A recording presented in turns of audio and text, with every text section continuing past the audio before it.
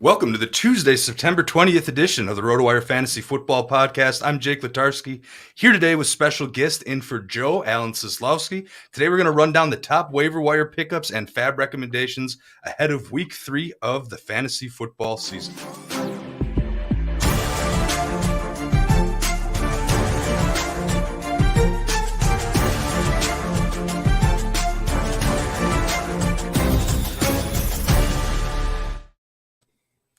Hey everybody, I'm Jake. He's Alan. Going to get a quick word from our sponsor in before jumping into some Monday Night Football recaps here. Got a word from BroThrow.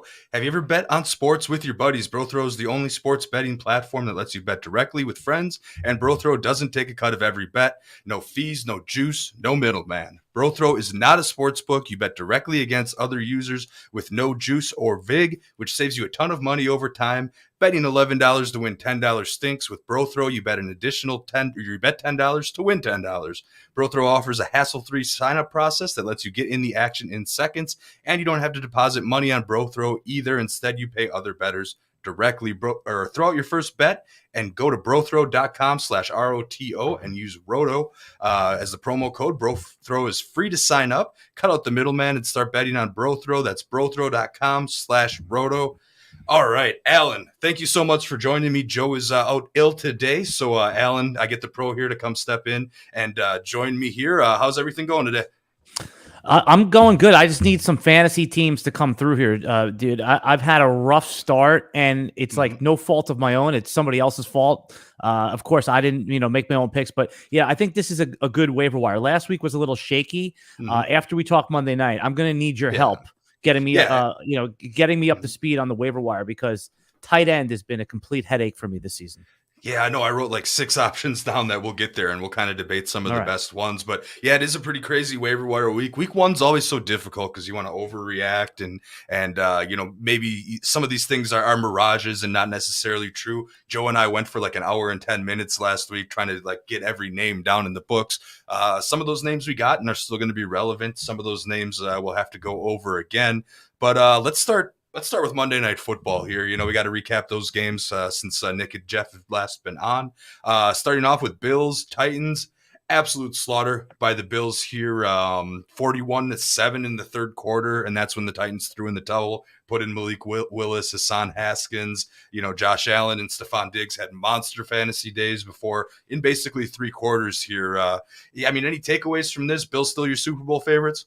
Well, what's funny? It's like people I was seeing on social media were getting pissed that their players were getting taken out of the game, their starters.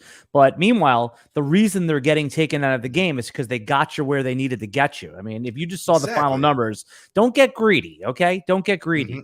The other takeaway for fantasy football, that is, because, that's why people are tuned into the show, is that I was curious to see if Malik Willis was going to show us something, because he had a quarter and a half of opportunity there that if he looked the part, and I know no one's going to look the part this year against Buffalo, there would have been some of the chatter talking about getting him in there, but I don't think that he did enough to even, not only to supplant Ryan Tannehill, but if they end up with a top 10 pick next year, those who drafted Malik Willis have to understand that Malik Willis can be drafted over another quarterback. But overall, the games went as expected. We're not going to be able to start your players against Buffalo. They're going to be a fade. They're a complete steamroller this year. Yeah, absolutely. So we're not too worried about Derrick Henry quite yet. He just kind of ran it. I didn't really think I'm heavily exposed to Derrick Henry. I didn't really think about the fact that maybe the Titans just won't be very good this year. But again, I think this one was mostly just matchup here. So I'm not too terribly worried about him. How about you? Yeah, Derrick Henry was a complete fade for me in the first round. I understood why people were taking him. You didn't have to. If Derrick Henry never got hurt, he was going to be the number 1 overall pick. It's just that the option, the worst on that injury scared me. Right, I don't like to take a player like that in the first round. I couldn't tell anybody why not. But now that they traded A.J. Brown, they're really stacking up the box on him. Like you said, you're not going to probably get your full money back. But if Derrick Henry ends up being like the 17th best fantasy player, that's good enough. He's not going to lose your league. Yeah, absolutely there. And you mentioned trading A.J. Brown, I got to talk about the Titans' options here. I'm starting to warm up on Treylon Burks a little bit. He had a team-high 6 targets and, finished with 4 for 47. And that was basically at the end of the third quarter when they pulled everybody. That might maybe be a name to think about on the waiver wire when we get going. And of course, the big storyline here: Stephon Diggs, 44 and PPR points and change, saved me in a few leagues this week. Any for you? Yeah, if we redrafted today, Jake, would Stephon Diggs be in play for the number 1 overall pick? Ooh, I don't think number 1 pick, but that's a perfect transition to the next game because Justin Jefferson is definitely kind of was in that after looking like that week 1 against the Packers, and some solid cornerbacks the Packers have. Justin Jefferson was pretty much shut down here on Monday night against the Eagles. Darius Slay had a fantastic game here, but you're saying Diggs would be in the number 1 pick conversation? I mean, Cooper Kupp would probably be the number 1 pick because he just, his floor, his bad games are like 23 points. So, but I think he's now, a legitimate top 5 option. And, but you were talking about Justin Jefferson. It wasn't Slay had a great defensive game, but Kirk Cousins had a really bad game. He was throwing at his feet a bunch of times. I'm not too worried about that one. But we thought that the Vikings had a chance to be one of these, the like Buffalo level offenses. And, it's just one game. We'll scratch it off, and that's going to happen. So I'm not overly worried about that, but I think that's more in the hands of Kirk Cousins instead of Justin Jefferson. Yeah, no, that's definitely fair. And he'll get a nice chance to bounce back. I think he's got the Lions next week, who have given up, they've been competitive, but they've also given up a lot of points. And also it's primetime Kirk Cousins. I mean, that's the narrative. I think he had three picks and a fumble. I saw a graphic. He's officially 2-10 against the spread in his career on Monday Night Football. It's something about primetime Kirk Cousins. Just there's some weird juju there. So otherwise in this game, I mean, Jalen Hurts, he looked great. Devonte Smith got back involved, after getting 0 catches in week 1. He caught all 5 of his first half targets and finished a perfect 7 for 7 for 80 yards, trailing only Dallas Goedert on the team. AJ Brown had the team high 8 targets, turned that into 5 for 69. He's still solid. But Jalen Hurts is basically vulturing the other fantasy options by getting a pair of rushing touchdowns on his own. That's interesting. I mean, if we re-rank quarterbacks, you got to imagine Josh Allen is still number 1. And where does Hurts fall into that discussion? Yeah, my preseason ranking on Hurts was QB3. I had Herbert and Josh Allen above him. That doesn't change for me. I know consensus he was like 6. Yep. I got a lot of things wrong so far, Jake, in the first 2 weeks. Jalen Hurts wasn't one. Yeah, Jalen Hurts wasn't one of them. But here's what we learned in that game as well. AJ Brown, if you took him in the 2nd round, or if you're lucky enough you got him in the 3rd round, this was a floor game. At this point, they are going to feed him the ball, and 12 points is a down game for him. Last year, down games were single digits, and you weren't sure what was going to happen. A.J. Brown was getting 5-6 targets. We know now that 8 targets is a floor game when Jalen Hurts is going to be running the football, and they're going to force feed him in most days, so you can expect 10, 11, 12 targets from A.J. Brown. This is the A.J. Brown we thought we were drafting his rookie year, 2nd year, and 3rd year. Yeah, absolutely. I agree. All those narratives from camp about how they're just targeting him nonstop are really turning out to be true and turning out to be excellent here. Anything else in this one? I saw Kenneth Gainwell had a pretty bad drop late that led to a turnover. He's probably going to be out of that mix. That'll be a little costly for him. Other than that, though, anything else you saw? Yeah, the other thing is that Miles Sanders ended up being one of the better 0 running back targets that you got late in your draft. He had 17 carries, 80 yards. He got 3 catches, 6 yards. So Miles Sanders was written off for dead. The lead running back on a team with a good offense. If you got Miles Sanders in the 7th, 8th, 9th round, man, congratulations. You saw it coming. I didn't. I faded Miles Sanders, and luckily I have him in a few dynasty spots because he looks like one of the right answers for the drafters who went 0 running back. Yeah, absolutely. And the snap shares are up on RotoWire nice and early. Sanders was 54.4%, 23.5% for Gainwell, 22.1% for Boston Scott. So those other guys are still being a little bit pesky here. But when you break down the touches, it's definitely all Miles Sanders. Yeah, exactly right. We're not expecting an 80% snap share from Miles Sanders. That's a 3-back rotation, but when Miles Sanders is in the game, they're giving him the ball. I think 14 carries and 2 or 3 pass targets a week is basically what you can get. And as we saw last night, he had 17 carries. So Miles Sanders and he'll get in the end zone 5 times this year. I mean, he got 0 last year. So sure. He's going to when we look back, he's going to be one of the right picks. And he passes the eye test too. He's finding the holes. He looks spry enough. He's getting away from would-be tacklers. So definitely seems to be earning that lead back spot here.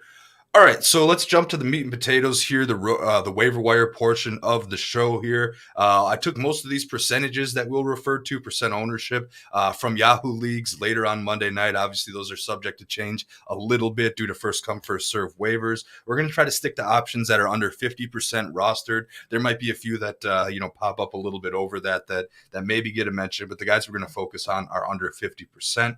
Let's start off here with quarterbacks. Last week, Joe and I talked about Matt Ryan, Carson Wentz as a stream. Wentz was okay, with those Washington receivers. Ryan was an absolute dud, so sorry about that one. We also discussed Cooper Rush, 2 quarterback options. I mean, I was forced due to a Dak Prescott injury to pick up Cooper Rush in our Dynasty League, Alan. So, and it looks like maybe I might be playing him over a guy like Jameis Winston, 49% rostered. He was a streamer we recommended last week, but he looks a little bit broken to me. He has those broken bones in his back, and he just doesn't look right. He looks like old Jameis. I just want to back you up a second here. Carson, if you guys identified Carson Wentz, that was the right answer. Everybody, yep. Carson Wentz is the QB4 through 4 games this season. And this should not be a surprise. I think Carson Wentz has one of the best 1, 2, 3 wide receivers in all of football, right? This is the Curtis Samuel we thought we were getting. Terry McLaurin may not get you the value, but he's still an excellent receiver who's garnering attention. And then, of course, Antonio Gibson is catching passes. I mean, the whole team is doing well. Carson Wentz last year, Jake, was QB 14. And everyone thought he had the worst year ever. So congratulations on recommending him. He should not be on your waiver wire in single quarterback leagues.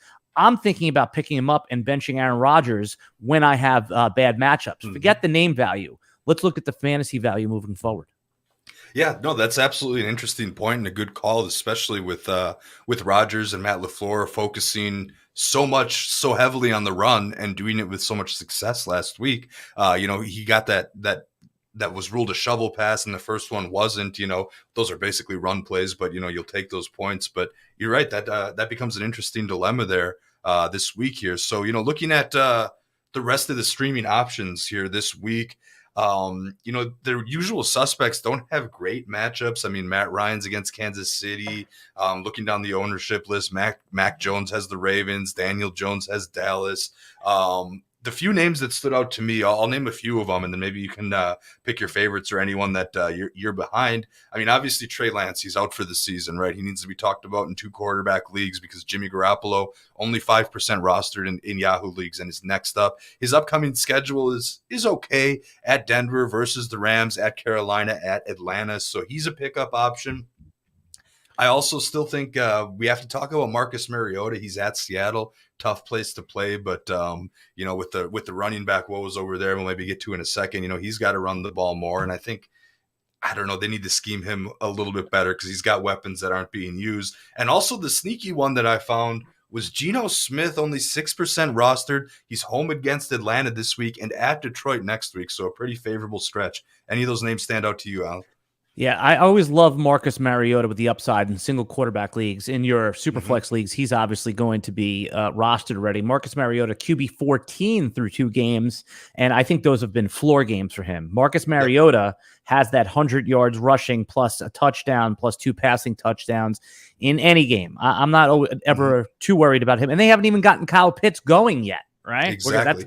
That's what I was alluding to with those weapons. It's amazing that they haven't gotten him going. And Marcus Mariota, 6 carries, 16 yards. That's going to be the floor too for him. Yeah, and the other thing, this is the important, because more and more people are playing Superflex leagues. Now, you lost Trey Lance, and you think you're dead in the water, because if you're at a 12-team Superflex, there are no quarterbacks on the waiver wire. This is what you need to do. And listen to me. I want you to put every single dollar of your budget, every single one, to get Jimmy Garoppolo. It's overpay. The next bid might be $50 if you're putting $100. You need another quarterback. If you have 3 quarterbacks on your roster, okay, you might have Daniel Jones or you got Jared Goff. That's fine, but you're going to want a 3rd quarterback, right? Everyone's going to be bidding high for Jimmy Garoppolo. If you lost Lance, it's time to push in the dollars. Now, I only keep 2 quarterbacks in a Superflex league, Jake, because I go 2 high-end quarterbacks.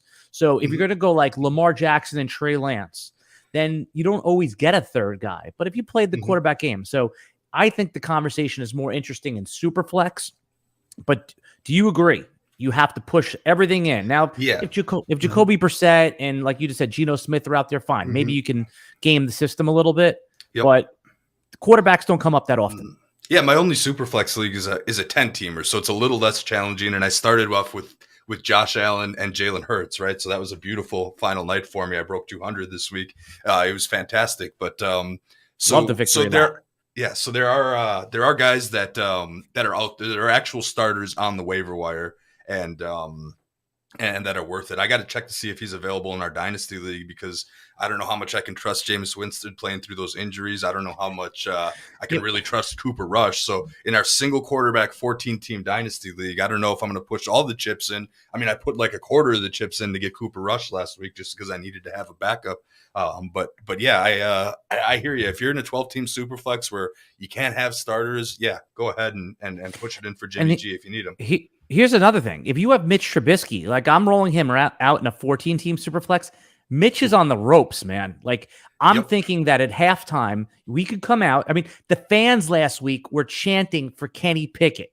Chanting, like, Pickett. That was happening. Mitch Trubisky, okay, I was for him. I liked his mobility, his upside. So don't think you're safe if you have Mitch Trubisky as your second quarterback or even third.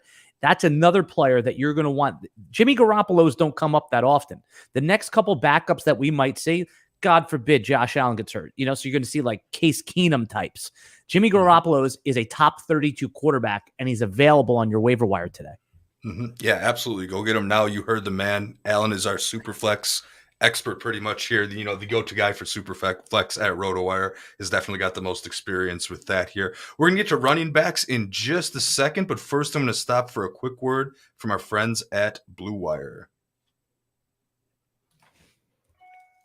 All right. Sorry about that for the video audience here. That'll be, filled in for the audio there.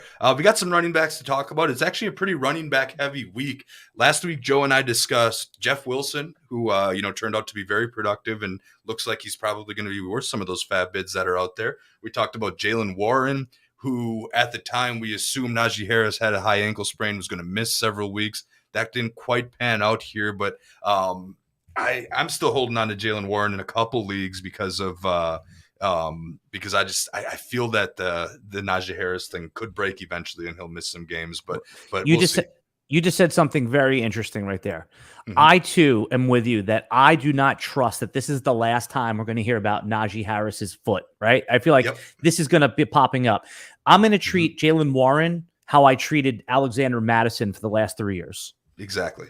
Yes, very good call on that. I like that, and I'm doing the same. I'm having a very difficult time cutting. And I mean, eventually bye weeks are going to come around, and fine, going to be some difficult decisions. But for now, I'm going to hang on to him however I can. I'm dropping guys like DJ Shark over him, or he's some drops in a second. Yeah, but he's a break glass in case of emergency player that you're going to want to have on your lifeboat when it starts to sink. That's.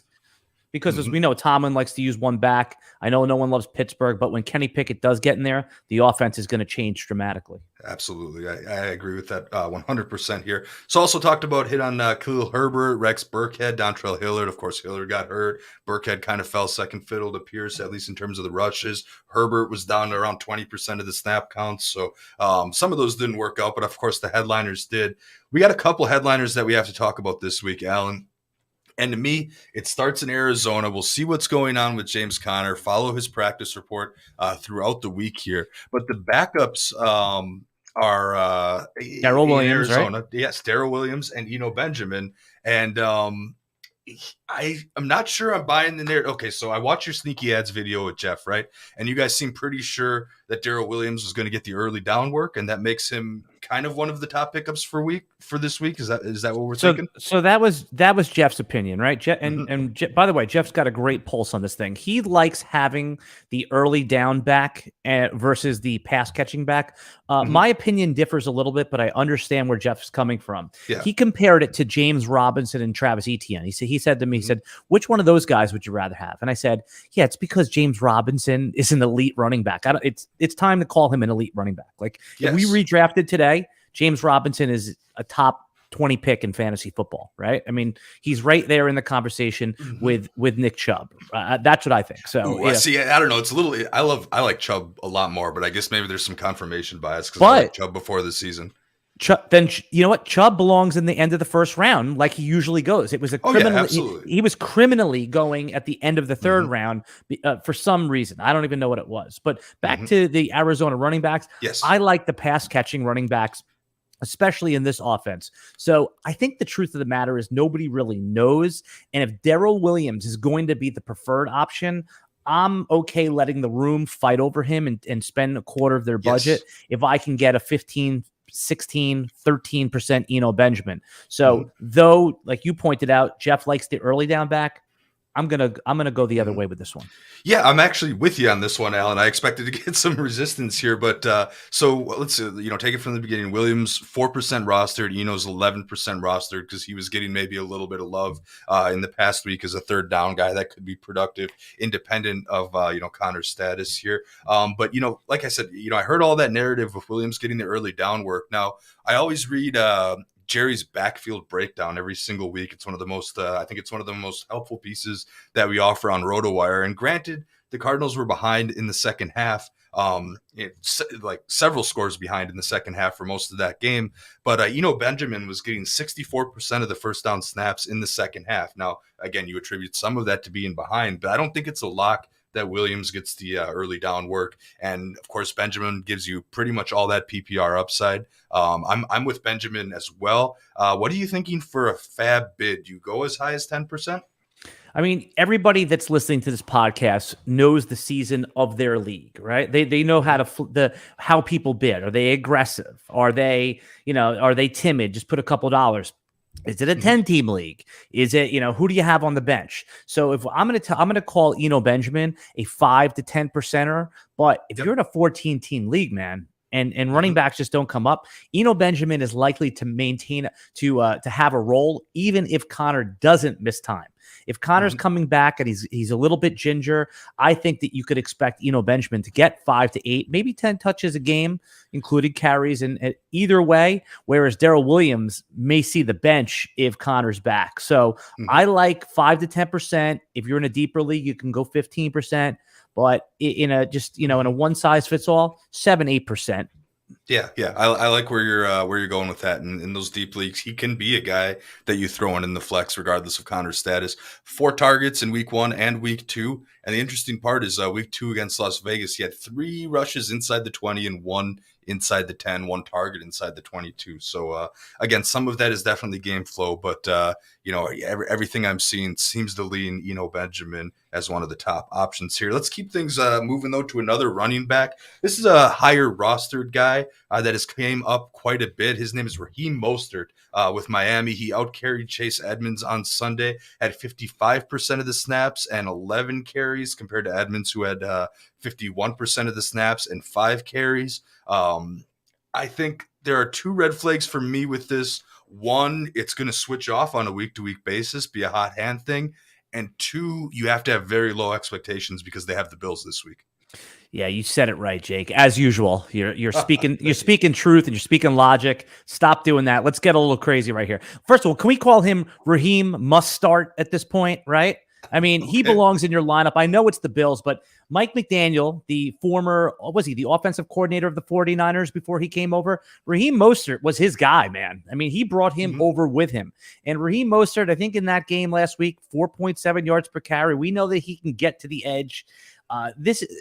They are playing the Bills, so he might not be most start this weekend, but you're going to want to get him on your roster. I think what you said is the spot on. It's like, it's going to be a little frustrating for fantasy football that none of these guys may have a ceiling game that you could predict. But as you see, that Raheem Mostert is going to be the preferred option in both the passing game and running game until ultimately, what do we know about Raheem Mostert? What's his Achilles heel, Jake?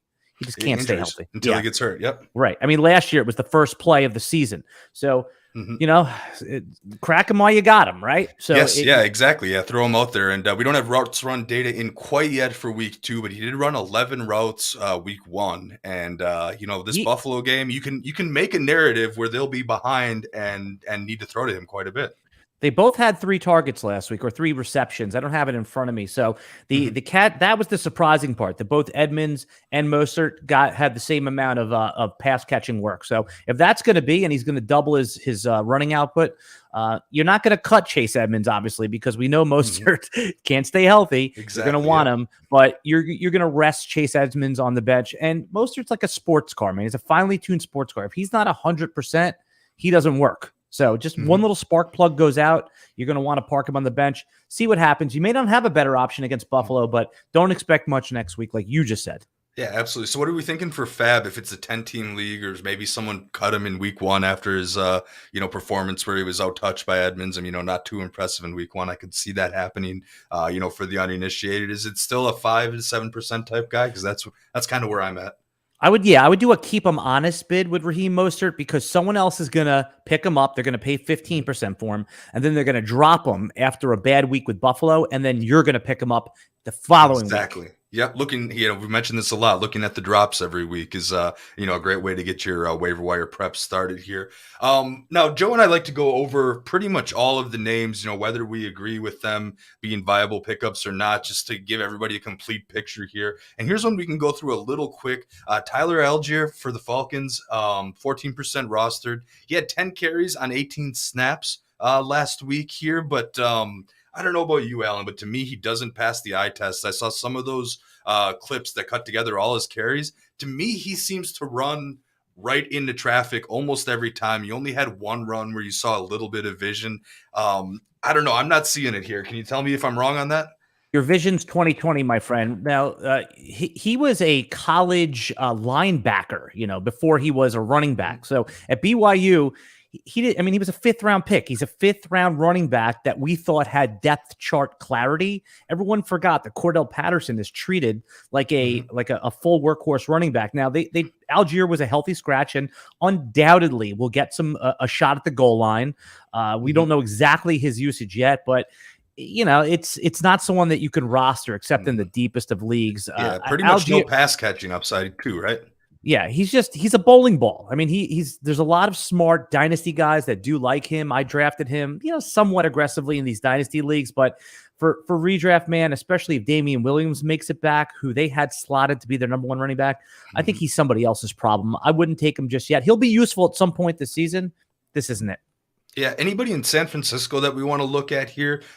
Jeff Wilson came out, got 18 carries. Then, everyone thought maybe Jordan Mason, the camp hype guy, would get involved. He wasn't involved at all. Tyrion Davis-Price, TDP, got 14 carries, and now he has a high ankle sprain, though, so he's going to miss a lot of weeks. In theory, with Jimmy G at quarterback, there'll be less read options, more handoffs here. Is there any interest in deep leagues in Jordan Mason or maybe even Marlon Mack off the practice squad?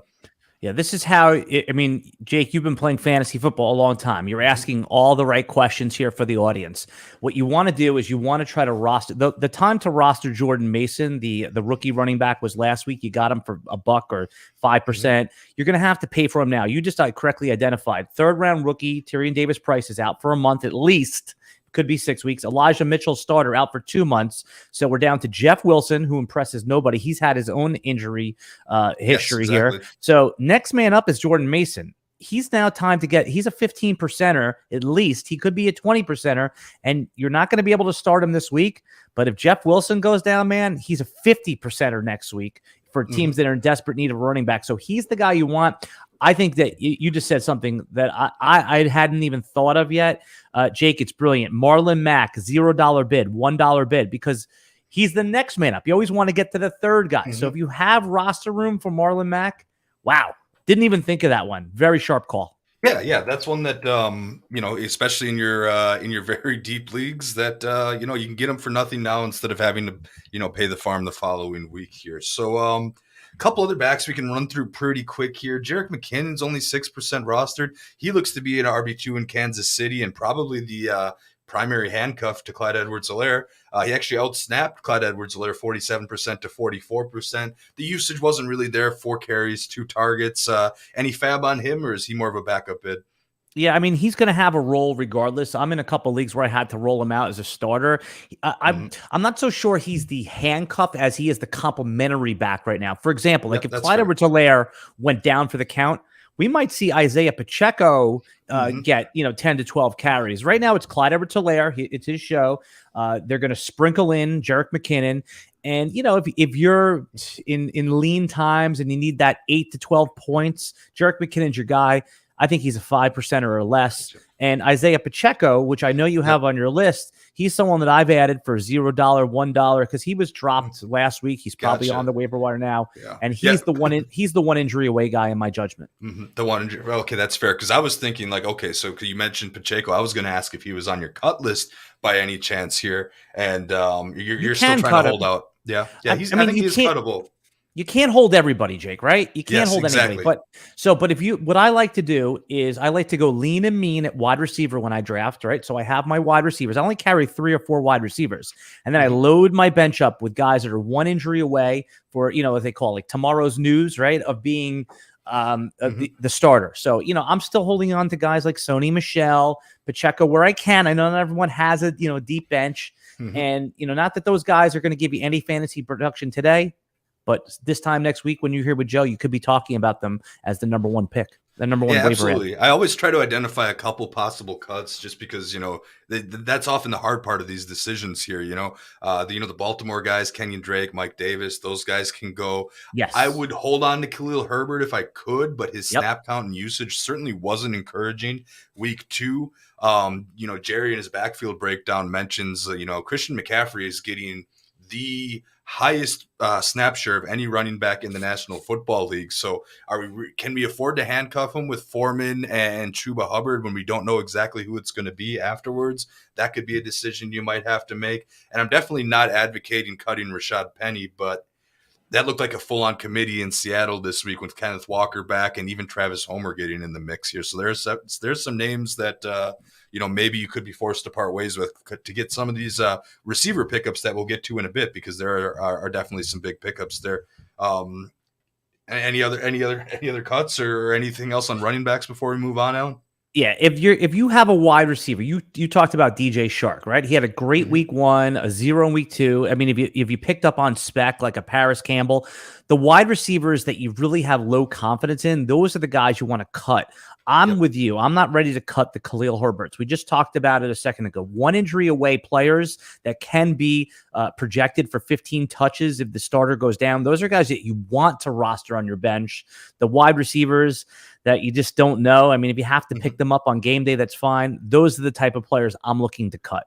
Yeah, absolutely. Well, we'll get to wide receivers in just a second, but first a word from our friends at Vivid Seats. Hey, football fans, get your jerseys on and your tailgate snacks ready. That's right, NFL season is back, and so is your chance to score tickets with Vivid Seats. Download the Vivid Seats app or visit vividseats.com to see your team's schedule, compare tickets, and secure your spot in the stands. As the only ticketing company with a reward program, Vivid Seats is the winning app for NFL fans like you. Earn credit when you buy 10 tickets, then cash it in to catch more games all season long. With tickets from Vivid Seats, you'll go from watching the game to being a part of it. Go to vividseats.com or find us in the App Store to browse unbeatable seats.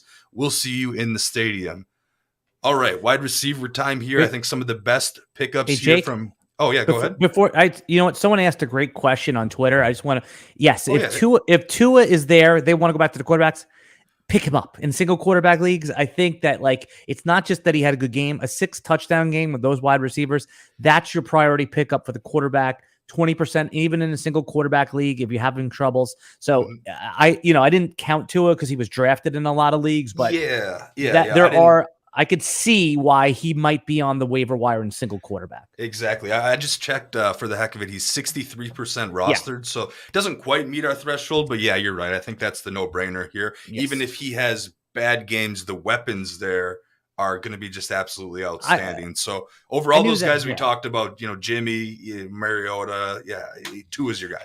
It was just, because Tua is, taking a lot of crap for being a bust. And then he didn't just announce himself. He slammed down the door last week. So I just wanted to make that point. On to the wide receivers. So I'm sorry about that. Yes, absolutely. Yeah, no, thank you for, I've kind of got the Twitter and YouTube and Facebook questions off to the side on this one so we can get through ours. But if you see a good one, definitely stop me here and we'll keep moving and we'll get to that for sure. We always appreciate the listener questions and the comments here. All right. So last week we talked heavily about Jarvis Landry, who had good week one, then kind of fell off a little bit. We talked a lot about Devin Duvernay, who ran that opening kickback, looked awesome. Talked about Curtis Samuel and Jahan Dotson.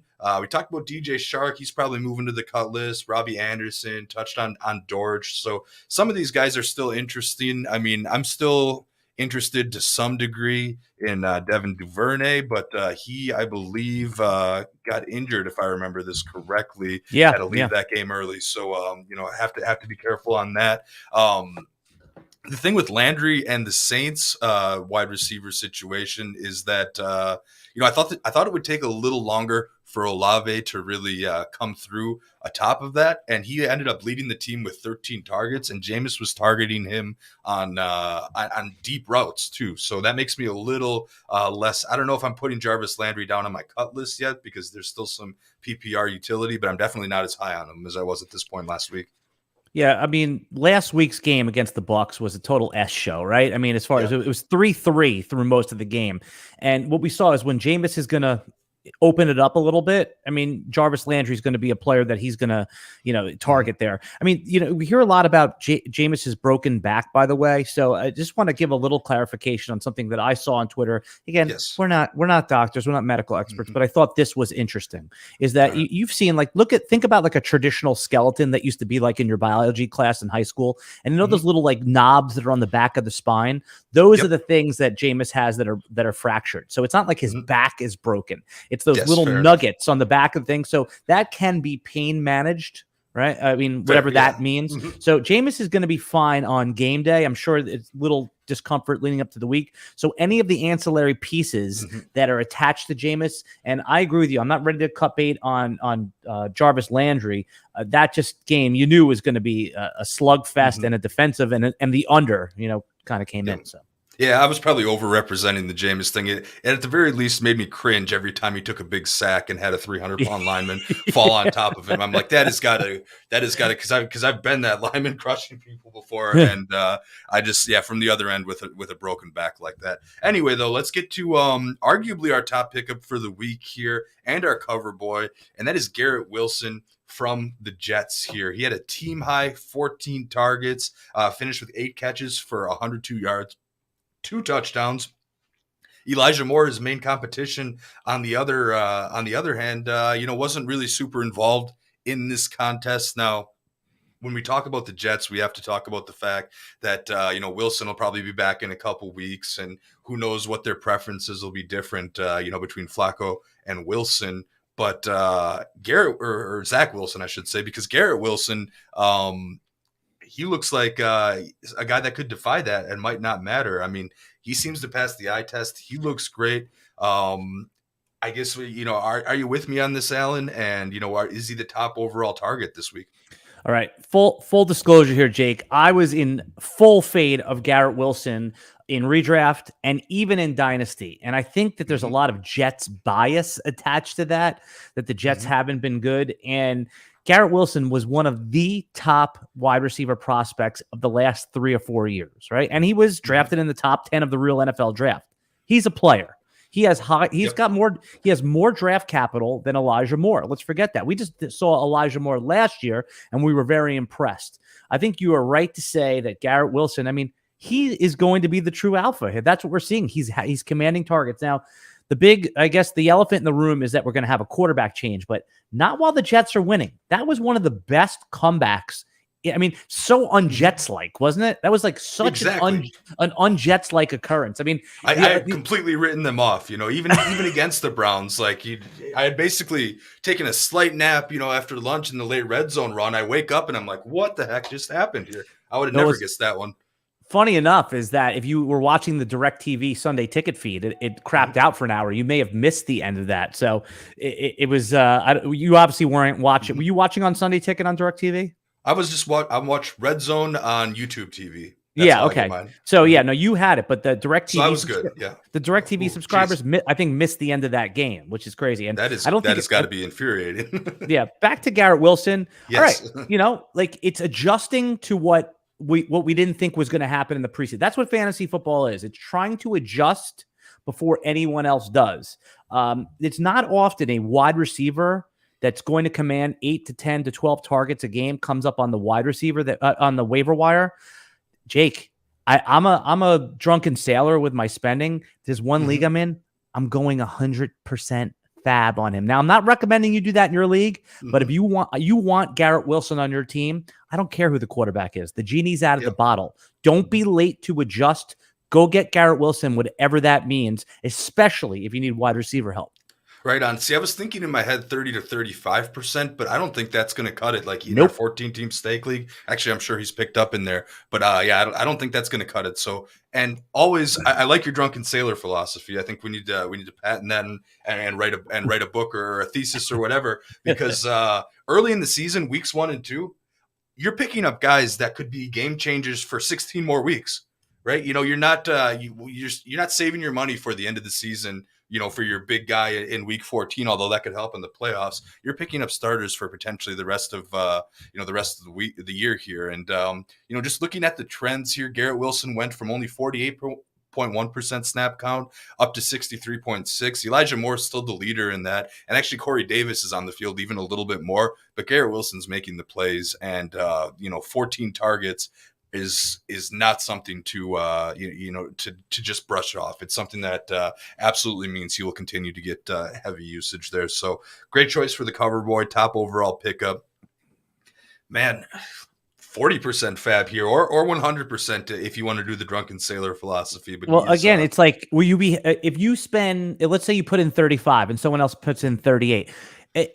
See, if you're okay, here's a little caveat to that, right? Because there's a lot of people watching this and listening to this. Yes. If your league allows $0 bidding and you need a wide receiver, put every single dollar that you need to do to get Garrett Wilson. And in the leagues I'm in, that's 90% plus a fab. If your league does not allow $0 bidding, right? You have to do a minimum of $1. You may want to hold back 10%, 12% just because you're going to have buys and injuries. But understand, you're going to have to think a week ahead. You're going to have to go get Jordan Mason before he's a thing. You're going to have to go get players that. Now, it takes a little bit of experience and skill to do that. But I know everyone listening to this podcast has that skill. They've practiced fantasy football. They've been doing it for multiple years. And what I'm saying is that Garrett Wilson could be this year's Elijah Mitchell, meaning the player that emerges in early fantasy football waiver wires that you're going to need to have if you want to be a championship contender. That's all I'm saying. Yeah, potential league winner, absolutely. So let's look at some other wide receivers that nobody's as attractive as Wilson this week, but one guy that jumped out at me was Michael Gallup at 27%. Maybe I'm insane because Cooper Rush is the quarterback, but I really think Dallas hasn't quite had a wide receiver to break out. Now you have Dalton Schultz kind of tending to a knee injury. Michael Gallup could be back from his injury in week 3. Is he someone that you're going to prioritize at all if he's out there? Only 27% rostered. So a week ago, I would have told you, Jake, I said, we need to get the medical examiners in here and examine you because I think you've gone crazy.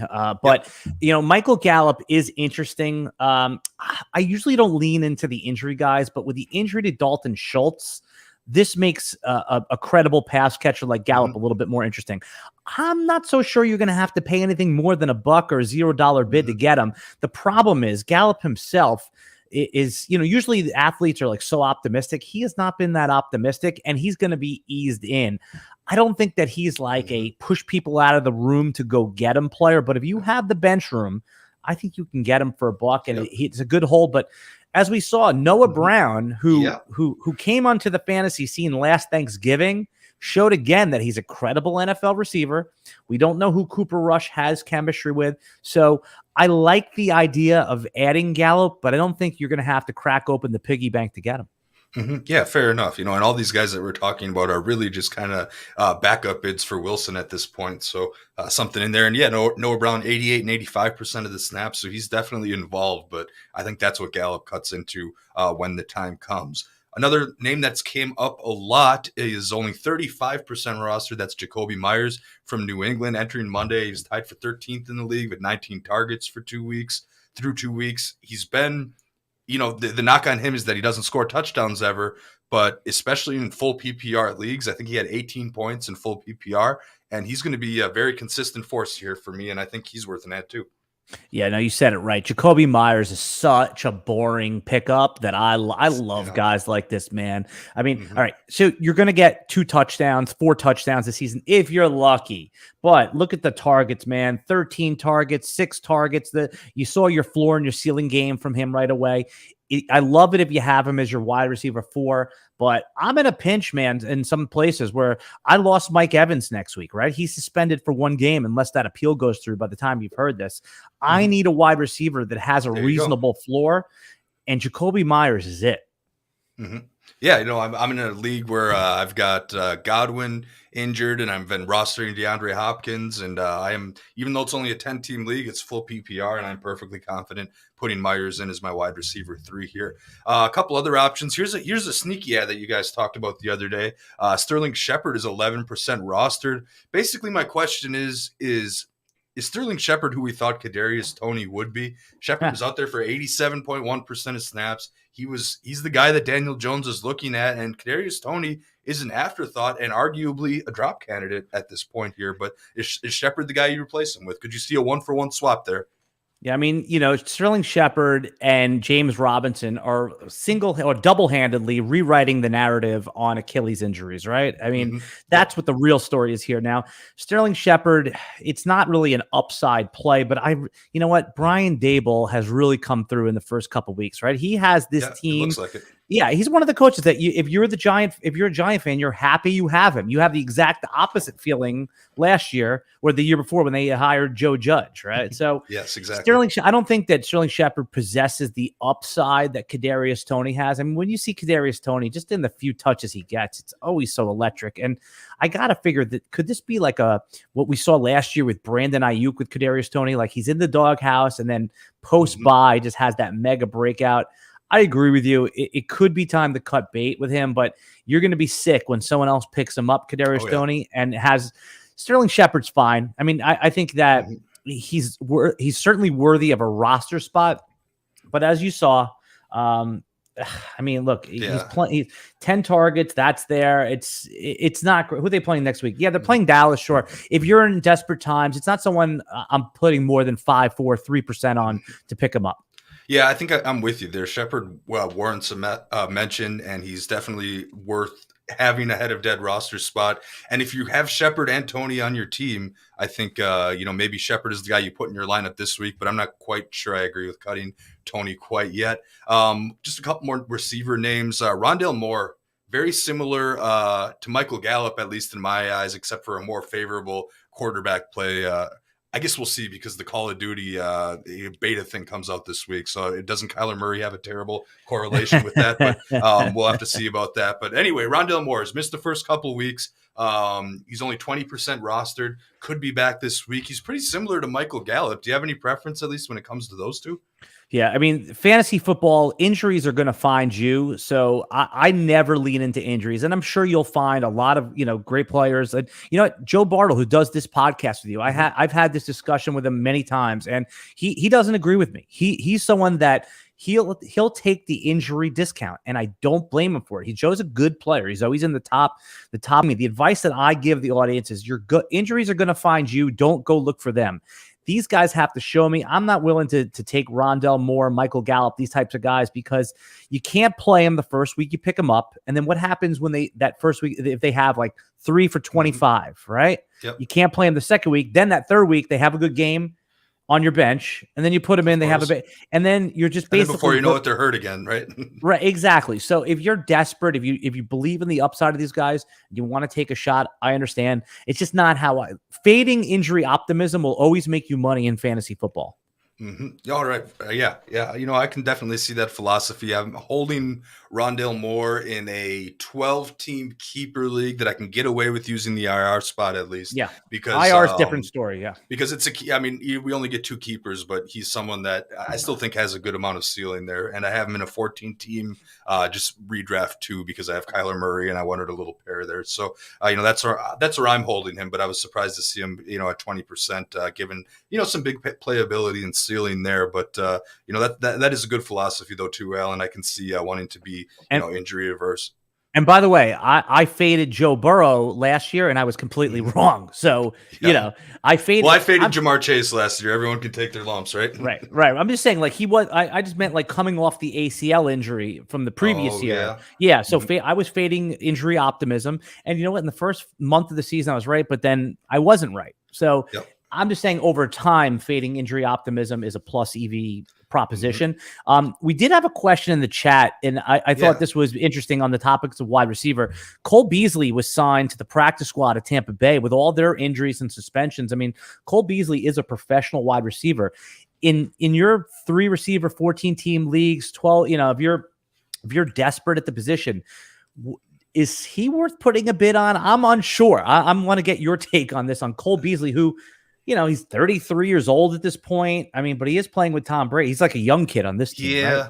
Right? Yeah, pretty much. I mean, I'm kind of out on that because one, Mike Evans is having his appeal heard today. We don't know exactly how, that might go.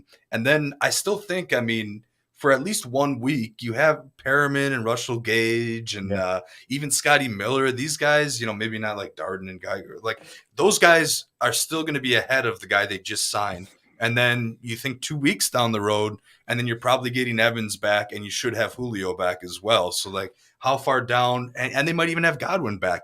If we look 2 weeks, if we're looking at week 4, by the time Beasley has enough time to get acclimated, then all of a sudden he's wide receiver 4 again. And maybe there's room here, but I don't think it's for me unless there are just no other options, and I'm picking him over some other kind of dead weight on my bench.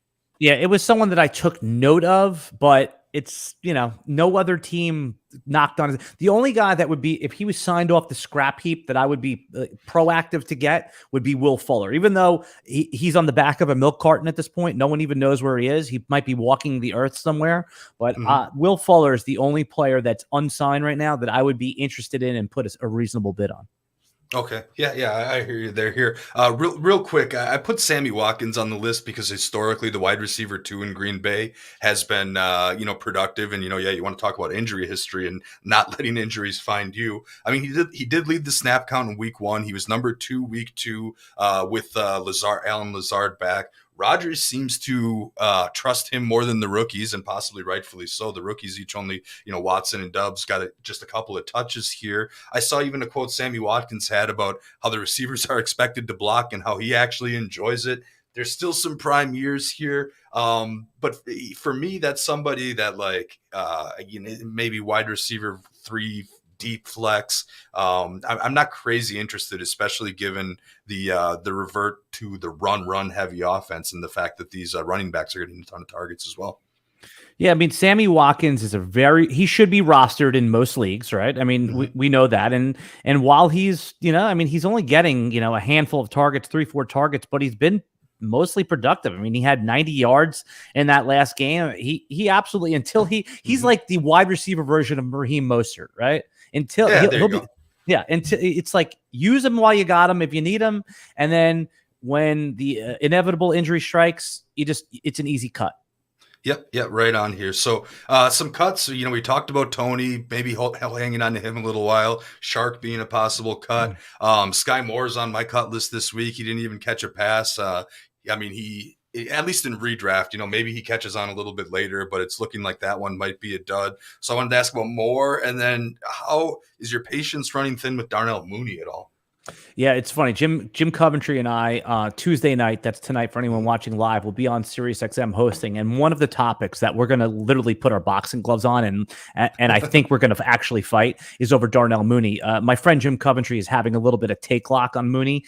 The bull case for Mooney is that first game was, a slip and slide, and the second game was against an elite defense in Green Bay. So he's giving him one more shot. To me, I agree. You don't cut him yet. But if he doesn't do it this week, he is cuttable. I mean, he could have some value at some week, and I wouldn't make him my first cut, but I was a little dubious on Mooney to start, so maybe I'm a little biased. I mean, he should get the targets, Jake, but you can't start him until you see it. At this point. When what if Fields only throw 11 passes on Sunday night or something like that, despite them being down for pretty much the entire second half. So that's kind of pretty damning in itself. And here you go. I've got some Packer bias, and I didn't touch Mooney at all this year, so I'm just enjoying that. Yeah, I'm going to give you a good Bears thing that you just hit on it, but this comes from Dwayne McFarland on Twitter. He said 20 dropbacks per game through 2 weeks. This is the Bears. That's 18 below the NFL average, right? Ooh. Passing 46% of the time when trailing by 4 or more. 25% below the NFL average. Darnell Mooney and Cole Kmet are dead. That was the tweet. Yep. Yeah, definitely. I mean, I've seen the words college offense, even high school offense come up a bunch of times there. They're not quite ready to let Fields loose. So yeah, the funny thing about Cole Kmet, he doesn't block either. So I saw a funny tweet that says, "Sir, what exactly do you do here?" Yep. Yeah, that's a very memeable quote there. All right, we're gonna get to tight ends here. Great transition there. I got a quick word from our friends at Monkey Knife Fight. First, football is officially back on Monkey Knife Fight with all of the NFL action you're looking for. And if college football is more your speed, there's plenty of that too. On Monkey Knife Fight, there's no sharks, no salary caps, and no math. It's just easy to play, easy to win. At daily fantasy player props. Join now at monkeyknifefight.com and you'll get your first game free. Then use promo code RWNFL to get your first deposit matched instantly up to $100. That's promo code RWNFL. So what are you waiting for? Join Monkey Knife Fight today. All right, Alan, tight ends. Last week we talked a lot about Gerald Everett, OJ Howard. Everett looks like he's going to be a viable, startable, top 8 tight end here every week for the Chargers. So I would definitely look to go, I would check your league to see if he's available first. And he's at 58% rostered, so he doesn't quite make our cut. I think he's the top tight end pickup, but there are a handful of other guys that we like a little bit. Mike Gesicki is 27% rostered. He came back and pretty much had a comeback game. Tua found him in the back of the end zone. Phenomenal catch. I like him in the red zone. It'll be tough to rely on a little bit week to week here, but are you on Gesicki or are there any of these other options here? Because there are a handful of options this week that you could replace Cole Kmet with or others. By the way, I knew the question was coming, and I'm starting to see it show up in all our YouTube videos. By the way, if you love videos like this, consider hitting the like button and subscribe to the YouTube channel. Jake and Joe are on every week. We have a ton of other great podcasters. So if you like this video, subscribe to the channel if you like. If you don't, move on, right? Who cares, right? Thank you very much, Alan. I appreciate you getting the plug in. Yeah. That said, we're starting to get questions on the YouTube page about should I bench Kyle Pitts for Gerald Everett? It's happening. And you know what? It's a reasonable question. And if you have the stones to do it, do it. You know what I'm saying? It's just that I will probably need 2 people to come into my home and bring me out with a straitjacket if Kyle Pitts has that big game on my bench. So yes. I would rather go down with the burning ship than have him go off of my bench. That said, yes, you correctly identified Gerald Everett is now in that top 10. You plug him in every week until he fails you. But I think the top pickup, if you're not going to include Gerald Everett, is Tyler Higby. He's the 7th overall tight end right now. He's gotten a total of 11 and 9 targets, so he's averaging 10 targets a game. What more can you ask from your tight end?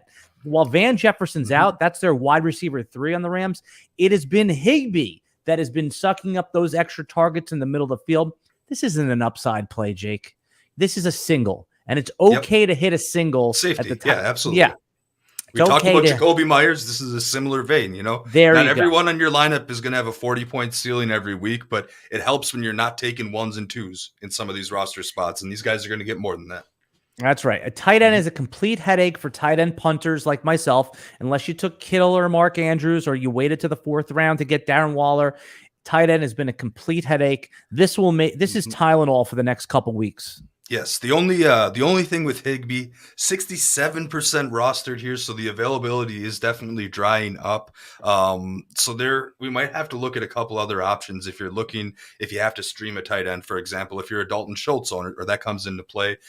Fortunately, he seems to have avoided the really long-term injury, but you might have to plug and play here for a week. So I have a list that starts with Gesicki, Evan Ingram, 21% rostered at the Chargers, Logan Thomas, remember he got that really big contract, and Carson Wentz seems to be playing well over there. He hasn't quite seen the volume yet, but he's only 14% versus Philly.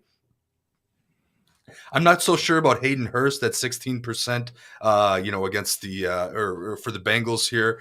They just seem to have too many pass catching options. And I know in the sneaky ads video, I believe you guys mentioned Tyler Conklin as well as seeing some volume there. Anybody from that list you're targeting at all? Tyler Conklin, 6 catches for 40 yards. I mean, that's not terrible. That's a 9-point week. So yeah, what are you thinking there? Tyler Conklin, owned in less than 5% leagues, is definitely, if you're on the Titanic with tight end and it's gone down, Tyler Conklin is definitely the life preserver. Joe Flacco is feeding him a 20% target share over these 2 games, and Joe Flacco is the starter until further notice. Even if Zach Wilson's ready to come back, if the Jets are winning or being competitive, they're not going away from Flacco. They're saying, we're giving Zach, this is the perfect situation to not rush him back. So Conklin, with your 10 points a week, everything I just said about Higby, apply it to Tyler Conklin. He's a preferred target. And I had some people ask me, they said, what happens when Zach Wilson comes back? It was actually Tyler Conklin that was showing chemistry with Zach Wilson in the preseason. Now, the other player that we mentioned in our Sneaky Ads video, which if you're on the YouTube channel, you can get right now, is Evan Ingram. Evan Ingram, and you just mentioned him, 8 targets last week. He was running more routes than Zay Jones, who was presumably the number 2 wide receiver on this team, right? Mm-hmm. Evan Ingram is a player. Now, again, the Jaguars are improving every week. Ingram's out there in most leagues. So he's the other guy that if you're in a league where all those other guys are rostered, Ingram and Conklin are the 2 guys. I agree with you. Hurst is not a viable option, only in the most desperate situations, just because he's a Bengal. Yeah, and I know 2 tight end leagues exist, so I just want to throw out because I have an awesome factoid here. Of course, Dalton Schultz went down. Technically next up in Dallas is former Wisconsin Badger Jake Ferguson. Yeah. He's actually the grandson of Barry Alvarez, one of the all-time great program coaches. And, I mean, hey, at least in college he passed the AI test, so I have no idea what kind of chemistry he has with Cooper Kupp, but he's 0% roster. Just throw in there Cooper Rush, sorry. Yeah. Cooper Rush. I'm sure I'm not the first analyst to say that this week here.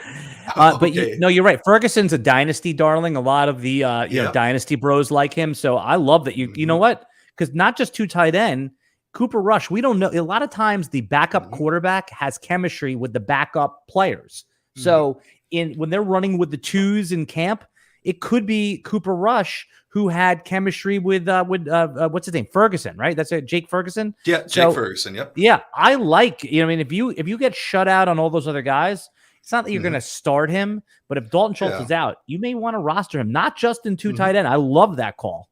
Yeah, first come, first serve guy that, might even fly under the radar in 2 tight ends. So, all right. So that hopefully gave you some tight end options. We'll real quick hit streaming defenses here. Last week, there seemed to be some obvious ones, going with the Bengals, Steelers, and Browns. Turns out they weren't so obvious after all. This week is another tough week. Now, I've seen people wanting to stream both sides of the Dallas Cowboys, New York Giants matchup. I think Jerry, when he did his streaming defense article, ranked the Giants number 3 and the Cowboys number 4. I can see wanting to take the home team in that matchup.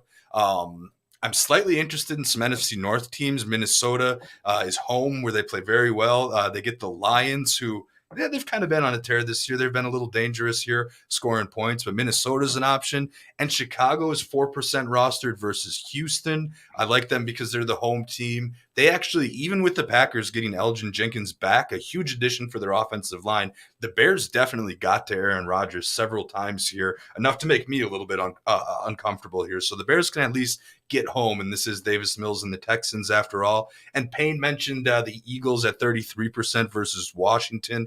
I'm not quite sure I'm with that because of what we talked about Carson Wentz and his weapons before. Any of those options stand out for you as a streamer here, or you want to go off the board for that? Yeah, you hit all you played all the hits there, and the one that I know that nobody's going to be looking at, and I don't want to say nobody, but most, the Atlanta Falcons have been good for fantasy, and they're playing Geno Smith and the Seattle Seahawks. So if you like playing DFS, they're going to be priced down a little bit. I'm sure. I haven't looked at the pricing yet, and like I said, they're not a great team. But they've been all right for fantasy. I know a little bit of that is like pick six luck, but who better to get a pick six against than Geno Smith? Yeah, I see that, and I feel you there. All right, well, that's going to wrap things up. We ended up going just a little bit over an hour today. So thanks again for listening to the RotoWire Fantasy Football Podcast. Huge thanks to Alan Seslowsky, my guest, helping me fill in, get this show out there for you guys, filling in for Joe. Hopefully Joe's feeling a little bit better next week, but I'll always be happy to do this with you anytime the rest of the year. Yeah, I just want to give you your proper due here. Now, if anyone is eating their breakfast, you might get sick because I'm about to give Jake a lot of praise right here. And if you don't like praise between podcasting partners, this isn't for you. But Jake, you're doing a great job. I watch you and Joe every week. It's fun to sit in here with you and talk to the people. And because you guys really take this waiver wire podcast seriously. You not just give all the information. You guys give real actionable intel. So anyone that's seeing this video for the first time, consider subscribing to the channel. This is must see. There's a lot of waiver wire options out there. Jake and Joe give you the actionable intel every week. This is my literally only appointment podcast for waiver wire. Thank you so much, Alan. I really do appreciate that that you appreciate our hard work, because we want to bring the best that we can to you guys out there listening, and give you all the options for all the different kind of leagues, be comprehensive. And I really appreciate that you're recognizing that. And just once again, go ahead. One more thing. And by the way, if you love content like this, also consider subscribing over at RotoWire. We have all of our premium podcasts, articles, and you can want to get behind the paywall and see all of the defensive rankings, all the articles that Jake was talking about before.